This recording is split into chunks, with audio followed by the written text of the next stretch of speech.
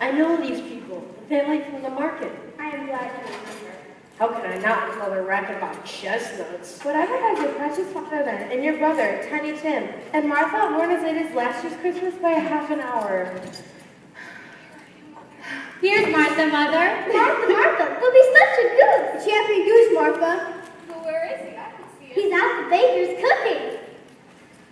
Go and watch for your father. Bless your heart alive how late you They are. let us out the shop this morning, Mother. They've been rushing since 7. And they let us out late last night, too. It's 9. Well, never mind you so long as now you're home. Father has a sad situation for me too, Martha. Peter's to be a man of business. Oh, wonderful. We're here. At a boot at the factory, pasting on the labels. Oh, It means 5 to 6 pence every week. Father's coming in, Tiny Tim. you must hide, Martha. Now, children, Under the table, Martha. Here. your poor father does not need... Mother, please, quiet. My dear Robert, children, A little louder. what's this? It is Christmas, is it not? Why, where's Martha? not coming. Not coming on Christmas Day? They mustn't keep her today of all days. Mrs. Cratchit, I declare there is no Martha, today cannot be Christmas. And if today's not Christmas, I should be at work. Keep something more for me, my dear.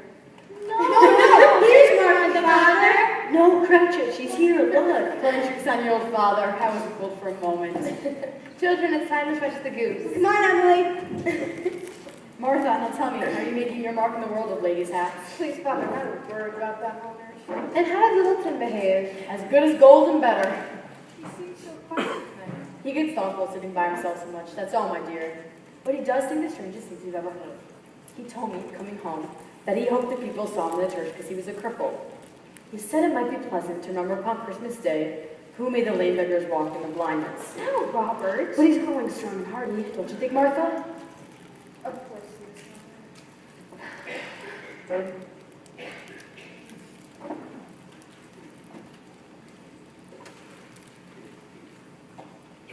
Is there a particular flavor in what you sprinkle? There is, my own. Would it apply to any kind of dinner on this day? To any kind of given. A poor one knows. Why do a poor one most? Because it needs it most. Ah, the goose. And here's my favorite bird. Just as plump and juicy and delicious, aren't you? Yes. Ready to eat? Yes. Good. Now you sit next to me, my bird. A small goose for such a large family. Any trash would blush to hint at such a thing. But be glad Harrison to say so. Amen. Amen. Applesauce, Belinda. Potatoes, Peter. A pity the bakery is the only place such a meal can be prepared. And Sundays or Christmas, the only days that Christmas can be said to dine at all. And yet you would deny these people a good hot dinner. Spirit, you are a hypocrite. Hypocrite.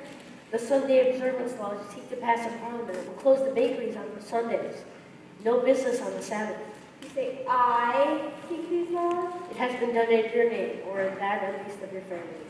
There are some upon this earth of yours who lay claim to know my family and do your deeds of passion, selfishness, and bigotry in me and my family's name. They and you are the hypocrites, friend. Charge your mischief to yourself and not to me or my king. Family, there is nothing high mark about us. We are not handsome or well dressed, and our shoes are far from being waterproof. But I am grateful and contented with the time, and pleased to be. My dear, where are the silver candlesticks? We came up a bit short this month, Robert. Peter, did you do the honors? Yes, sir. Never mind it, my boy. It's no problem. The candlesticks deserve a holiday, too. And if they want to spend it at the pawnbrokers, we're all the best of them. And we'll see them in the new year, eh? No, we are not handsome, but I'm happy. Merry Christmas, Bob. Merry Christmas, my dear. God bless us. God bless us. God bless us, everyone. Pawning their furnishings, you cannot approve, Spirit. Their father is in debt and is worse off than ever. What will those children eat then? Where will they turn? To you, perhaps? I pay him a just wage now. What is just? What the market will bear. Must be begrudged in this extravagant. I've had enough. Me too. Family, I regard this dinner as the greatest success achieved by your mother since our marriage. The goose was dearer than I wished, just 14 shillings in all. 7 bob for the goose, 3 for the onions and sage, and 4 for the pudding. The pudding! The pudding! Suppose it should be overdone. It's brick coming out of copper. Suppose someone stinks it back in stone. No! Save. This is Cratchit. It's splendid. I did have my doubts about the quantity of flour. It's perfection itself, as is your mother, children. Spirit. Family, let us drink to the founder of the feast, Mr. Scrooge. The founder of the feast, indeed, I wish I had him here. I'd give him a piece of my mind to feast upon, and I'd have a good appetite for it.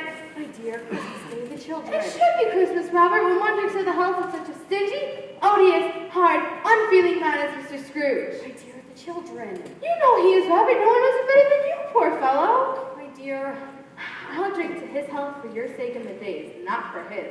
A long life to him, a Merry Christmas and a Happy New Year. He'll be very merry and happy, I have no doubt. To Mr. Scrooge. here. We wish you a Merry Christmas. We wish you a Merry Christmas. We wish you a Merry Christmas and a Happy New Year. Spirit, tell me if Tiny Tim will live. I see a seat, a vacant by the chimney, a crutch without owner, carefully reserved.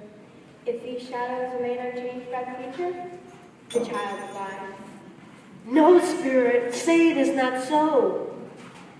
If he's to die, he better do it and decrease the surplus population.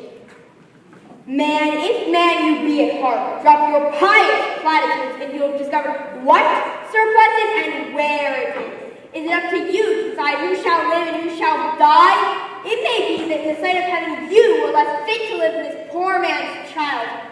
God, to the insect on the leaf, condemning his hungry brothers and sisters in the dust. Eloquent, impractical nonsense, Spirit. I won't have it.